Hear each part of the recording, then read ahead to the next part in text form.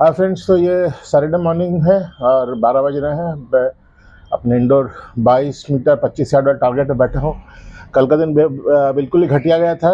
मैंने करीब 170 round fire किए, तीनों गन से, तीनों कंपैरिजन बनाया और जो सामने का कैमरा है उसका रिकॉर्डिंग 3 मिनट बाद रुका हुआ था। तो कल का पूरा मेहनत बर्बाद हो गया। कल मैं दिखाना चाह रहा था कि मैंने जेएसबी हेडीज लिया था, जेएसबी एग्जैक्ट 10.34 ग्रेन्स लिया था एक वेबसाइट से, जहाँ से मैंने अपने एयर कंप्रेसर का होस पाइप वगैरह मंगाया था, और वो बहुत ही घटिया, बहुत ही बेकार के पैलेट्स निकले। तो वो तीनों पैलेट्स मैंने चलाया तो इवन PX100 जो कि बहुत फॉरगिविंग है, उसमें भी वो पैलेट्स ठीक से नहीं चले थे। JSB exact heavy Diablo 4.52 mm head size है, जिसका परफॉर्मेंस एरावन पे बिल्कुल ही ख़राब रहा। हालांकि यही जेएसबी का जो रीडिज़ाइंड है वो भी 4.52 mm हेड साइज़ का पैलेट्स है, 13.43 गेंस का उसका सफिशिएंटली एडिक्वेट परफॉर्मेंस है एरावन पे। तो अभी देखते हैं कितनी देर तक मेरे कैमराज मुझे सपोर्ट करते हैं। नया बैटरी 5000 का बैटरी 20,000 के कैमरे के लिए मंगवाया था इंपोर्टेड, लेकिन वो भी 30 मिनट में बंद हो जाता है। कैमरा में कोई इशू है, रिकॉर्डिंग बंद हो जाता है। तो खैर अभी चलाते हैं हम लोग फिर से वही और सीक्वेंस पे, और उसको टेस्ट करते हैं। तो पहले एरावन पे इसका QoS का डोम चलाते हैं। जस्ट थोड़ा सा हमको 15-20 मिनट लगता है वार्म अप होने में। जितना का बच्चा ने उतना का झुंझुना, मेरा पैसा घुस गया 3000 रुपया ये फालतू पैलेट खरीदने में, जबकि मुझे पता था कि ये पैलेट पहले अच्छे परफॉर्म नहीं कर रहे थे। जेएसबी का एक कैन एडीज बड़ी मुश्किल से सस्ता आया है। क्या मन में सस्ता मिल रहा था, ले लिया और दिन का शुरुआत अच्छा है। सेकंड राउंड पे चलाते हैं हंटर एक्सट्रीम H&N का।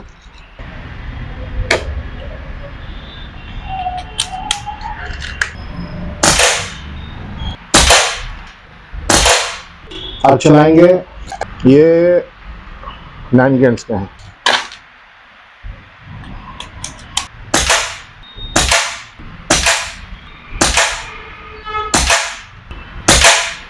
तो Apollo doomed is not that bad.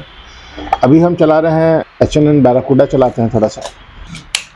ये समझ लिए वार्म अप कर रहा हूँ मैं।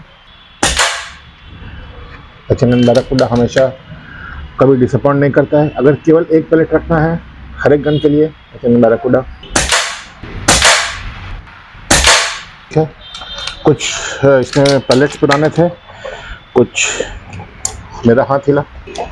ये जो बैराकूडा 8 है, इसका परफॉर्मेंस बहुत ही ख़राब था इस पे डाना पे। ये आई थिंक मैं फर्स्ट टाइम एरावन पे चला हुआ। PX100 पे बहुत एक्यूरेट है। ये हल्का है थोड़ा, तो ऊपर लगा।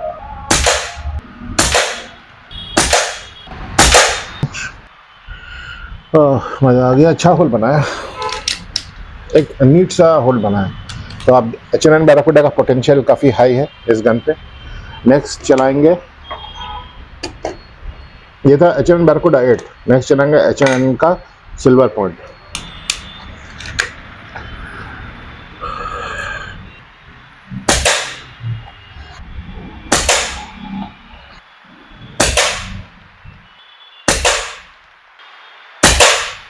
है 3 जो डॉट्स हैं, उसमें मैं 3 जेएसबी के पैलेट्स चलाऊंगा, जो मैंने अभी रिसेंटली मंगाया है। सबसे पहले चलाऊंगा जेएसबी का एग्जैक्ट डायब्लो 10.34 ग्रेन्स। तो ये मैंने बहुत एक्साइटेड होकर मंगाया था कि डायना वगैरह पे भी अच्छा चलेगा, बट कल का जो रिज़ल्ट था बहुत ही ज़्यादा ख़राब था। क्यों पता नहीं, हो सकता है कैन नकली हो। जेएसबी जो है सबसे ज़्यादा नकली कैन, जेएसबी के सबसे नकली कैंस मिलते हैं इंडिया में, क्योंकि इतने सारे लोग इसका स्लग और इसके कैन का कॉपी बना रखे हैं कि इसको डुप्लीकेट करना आसान है। तो ये 4.52 mm हेड साइज़ का है। कैन का बैच नंबर 3 है।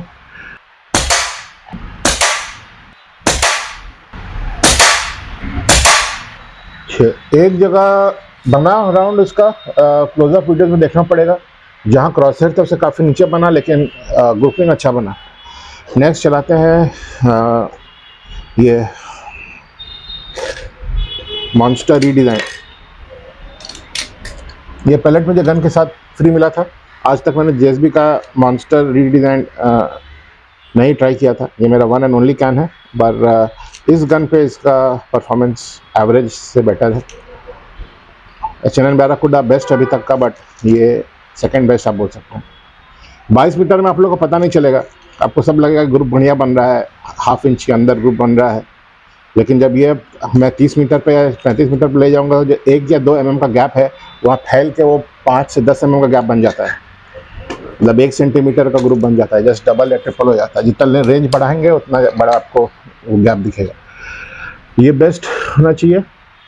ये इसको मैं कोना में मार रहा हूँ, बीच वाला में हेडीज मारूंगा।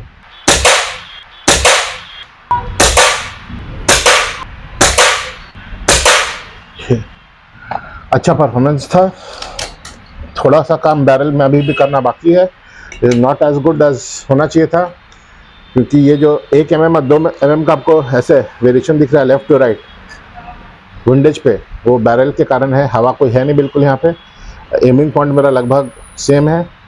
तो ये जो भी प्रॉब्लम हो रहा है ये बैरल में थोड़ा सा पॉलिश मांगता है। तो नेक्स्ट वीक मैं एरावन को साफ़ करूँगा बैरल और उसका पॉलिश करके देखता हूँ क्या होता है। ये है भाई साहब JSB का हेडीज, ये इंडिया का या वर्ल्ड का वर्स्ट पैलेट है 0.177 के लिए। बहुत सारे इन्फ्लुएंसर जो है एफएक्स इम्पैक्ट वगैरह में बोलते हैं कि बहुत अच्छा चलता है, बट उसके बाद कभी दोबारा मैंने उनको बनाते हुए देखा नहीं। तो ये बहुत ही घटिया पैलेट है। एक कैन सधा चुका हूँ, दूसरा कैन अभी खरीदा था लालच में, मुझे लगा शायद लास्ट टाइम कैन की वजह से हो गया होगा। तो ये बैच साइज 0 है, बैच 0 है, मतलब ये ओरिजिनल कैन है और ये 4.5 mm का है, 4.50 mm का इसका हेड साइज़ है। और जो PX100 है उसमें भी घटिया चला और डायना में तो चलता ही नहीं। तो ये अब अराबान में चला रहे हैं, क्योंकि कल मुझे लगा कि इसमें कुछ अराबान में कुछ पोटेंशियल है ये हेडीज चलाने पे, देखते हैं। तो एज यूजुअल पहले सेंटर लाइन को पे रखेंगे, सेंटर डॉट पे वैसे रखेंगे। ये 1 2 3 4 5 करीब ये डाउन गया, इसको अप करते हैं।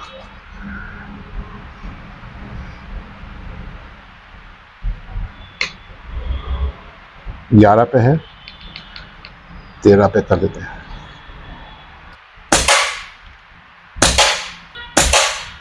ये एडजस्ट करने के बाद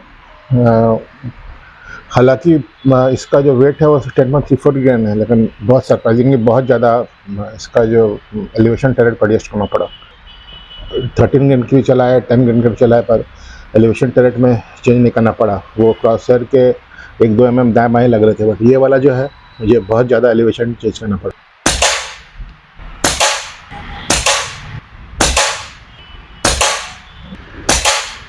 पाँच और चलाते हैं, क्योंकि ये रिजल्ट काफ़ी सरप्राइजिंग था।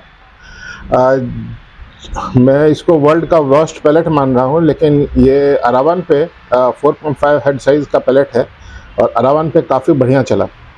हो सकता है कि अरावन का जो चोक है वो 4.52 में प्रॉब्लम कर रहा है। मैं थोड़ा सा इससे डेफिनेटली से ये समझ में आता है कि अरावन के बैरल को थोड़ा सा चोक ढीला करना पड़ेगा, पॉलिश करके 3 4 5। JSB हेडीज का परफॉर्मेंस थोड़ा बहुत ठीक ठाक रहा अरावन पे। अभी मुझे वीडियो क्लोजअप देख के एनालिसिस करना पड़ेगा और फाइनल में वो क्लोजअप वीडियो देख के करेंगे, क्योंकि समझ में नहीं आया कि वो बहुत सारे होल्स थे, तो समझ में नहीं आया कि सिंगल होल में लग रहा है या पैलेट छितरा रहा है। बट अभी तक जो है H&N का ये 13.43 redesign, H&N barracuda as always, और ये अपोलो का डोम एंड बैराकुडा 8। सरप्राइजिंगली ये 4 जो पैलेट्स हैं अरावन पे एडिक्वेट परफॉर्मेंस दे रहे हैं।